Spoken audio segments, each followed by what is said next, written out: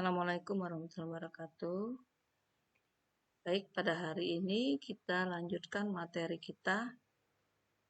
Lanjutkan ke bab berikutnya yaitu bab 4 yang membahas tentang stokiometri ya.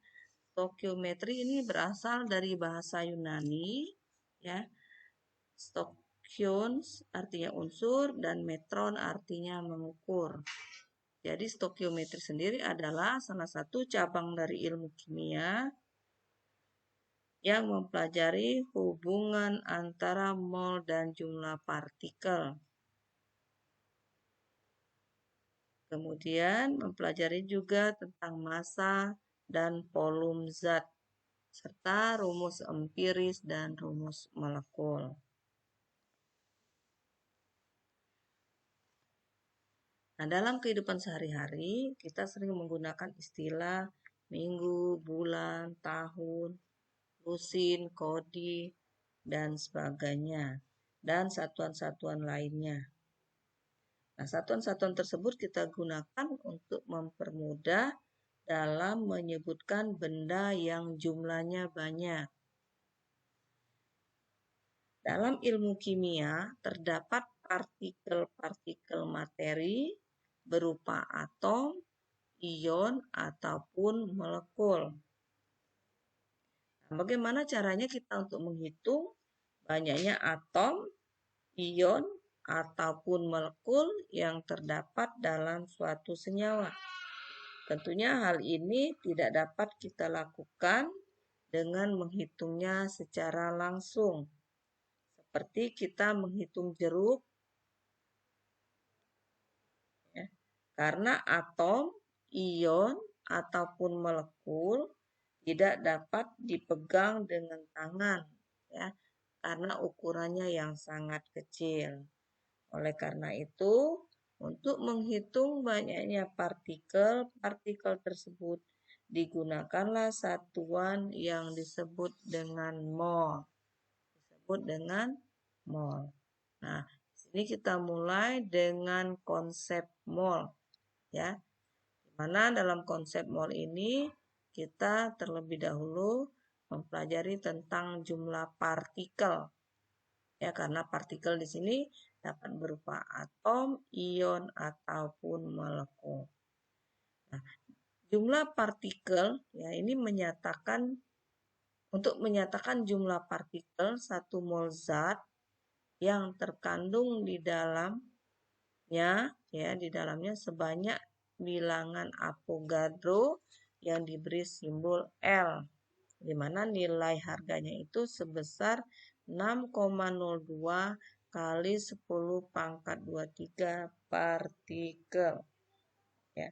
Kenapa disebut bilangan Avogadro? Ya, karena ini untuk menghormati di atas jasa yang besar dari Avogadro ya dalam perkembangannya dalam ilmu kimia. Ya. Makanya bilangan 6,02 kali 10 pangkat 23 disebut dengan bilangan Avogadro atau tetapan Avogadro. Diberi simbol L karena berasal dari namanya ya, John Longsmith Avogadro.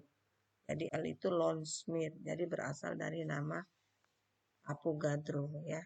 Semuanya diambil dari namanya ya. Jadi namanya tadi adalah John Smith ya. Avogadro, ini Avogadro ya. Longsmith.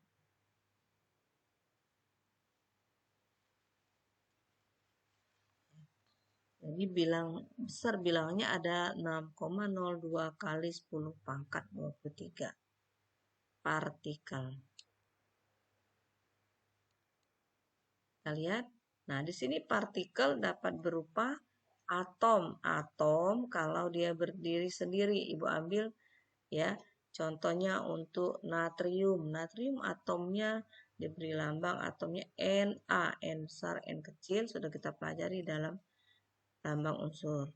Kemudian kalau dia dalam bentuk ion, nah ion artinya partikel yang bermuatan ya. Jadi yang disebut ion adalah partikel yang bermuatan. Nah, muatannya ini bisa bermuatan positif, bisa bermuatan negatif. Ya, coba kalian ingat-ingat lagi ya, bahwa ion yang bermuatan positif ini disebut kation, sedangkan ion yang bermuatan negatif disebut anion.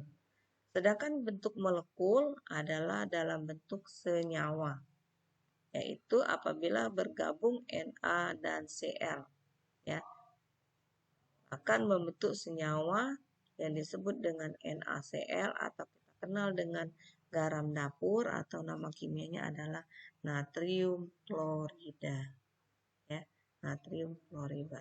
Jadi dapat kalian perhatikan, jadi untuk membedakan mana atom, mana ion, mana molekul ini dicontohkan dengan jelas di sini. Nah, Ibu ambil lagi contoh. Ibu ambil contoh senyawa H2SO4. Nah, senyawa H2SO4 ini terdiri dari dua atom H nih, dua atom H ya. Kalau kita lihat secara keseluruhan jumlah atom dalam senyawa, ada satu atom H dan ada 4 buah atom O. Jadi kalau kita jumlahkan ada 7 atom. Ini nanti ada hubungannya kalau kita sudah menghitung mol ya. Jadi H2SO4 itu mengandung 7 atom. Jadi kita jumlahkan keseluruhannya. Jadi ada 2 atom H, ada 1 atom S, dan ada 4 buah atom O. Jadi ada 7 atom. Nah, untuk melihat ionnya, ya ini ion, nah ini dalam bentuk senyawa, H2SO4. Jadi H2SO4 ini akan terurai menjadi ionnya 2H+.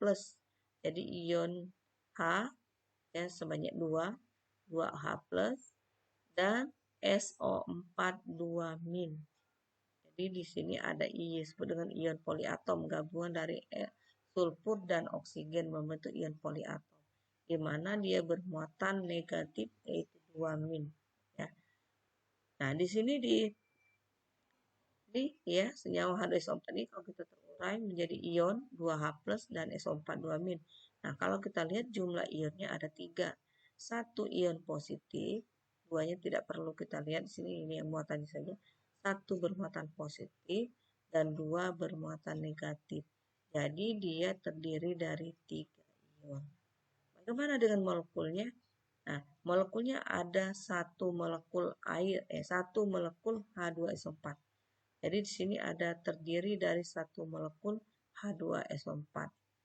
Kenapa Ibu tuliskan satu? Karena di angka tidak ada angka di depannya sini. Nah, kalau ada angka 2 begini, berarti terdiri dari 2 molekul H2SO4. Ini kurang H2SO4 ya. Jadi di sini ada satu molekul H2SO4, sedangkan di sini ada 2 molekul H2SO4. Ya. Jadi jelas sekali ini contoh mana atom, mana ion, mana molekul. Ya. Jadi harus kalian pahami benar bagaimana dia berupa atom, bagaimana dia berupa ion, bagaimana dia berupa molekul. Ya. Jangan lupa dicatat ya supaya kalian bisa mempelajarinya kembali, bisa pelajari kembali. Baik, Ibu lanjutkan lagi. Kita lihat lagi. Di sini 1 mol zat itu sama dengan L partikel. Ingat L tadi lambangnya ya. Boleh kita ganti L ini dengan angka yaitu sebesar 6,02 kali 10 pangkat 23. Nah, untuk 1 mol besi ini akan mengandung 6,02 kali 10 pangkat 23 atom besi. Jadi di sini kita sudah menggunakan istilah mol karena mol di sini adalah satuan yang digunakan untuk zat, apakah dia berupa partikel, atom, ion ataupun molekul. Nah, perhatikan tadi contohnya 1 mol besi. Besi kita tahu lambang unsurnya Fe. Jadi dia berupa atom, ya. Makanya dia pakai kata atom besi di sini. Jadi 1 mol besi mengandung 6,02 kali 10 pangkat 23 atom besi. 1 mol tembaga mengandung 6,02 kali 10 pangkat 23 atom tembaga. Kenapa disebut atom tembaga? Karena tembaga, ya kita tahu nama unsurnya Cu. Dia berdiri sendiri, jadi dia dalam bentuk atom. Jadi kalau dia berupa atom, maka harus kita beri nama atom juga di belakangnya. Berupa atom tembaga. 1 mol air mengandung 6,02 kali 10 pangkat 23 molekul air. Kenapa pakai kata molekul? Karena kita tahu air rumus kimianya adalah H2O. Jadi terdiri dari 2 atom H dan 1 atom O. Jadi kalau kita jumlahkan ada 3 atomnya. Jadi dia bukan berupa atom tapi disebut molekul air. Karena dia terdiri dari banyak atom, jadi berupa molekul. 1 mol garam mengandung 6,02 kali 10 pangkat 23 molekul garam. Jadi kenapa disebut molekul garam? Karena molekul garam ini berupa senyawa.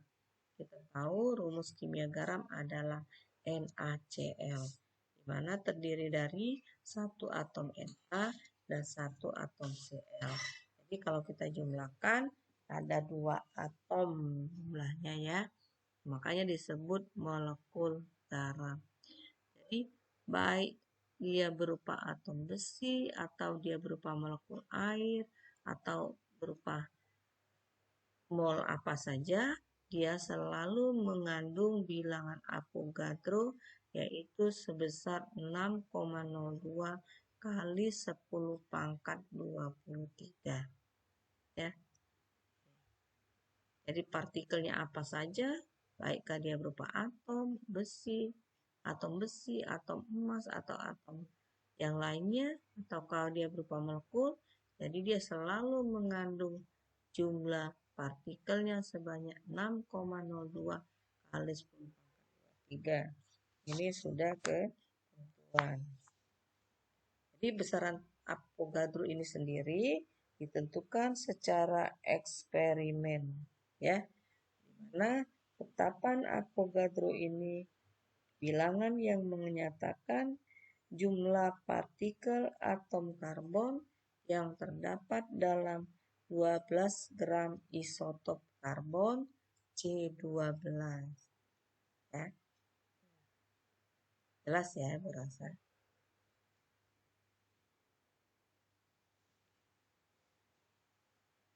Jadi baik dia berupa atom, molekul, ya ataupun ion, dia akan mengandung sejumlah 6,02 kali 10 pangkat 23. Ya. Kita lihat lagi. Ini ambil contoh. Ya, contoh soal ini. Tentukan jumlah partikel yang terdapat dalam 0,5 mol air. Nah, air di sini rumus kimianya H2O. Dan dalam 0,25 mol logam emas. Nama unsurnya adalah AU. Jadi ada 2 soal ini, 0,5 mol air dan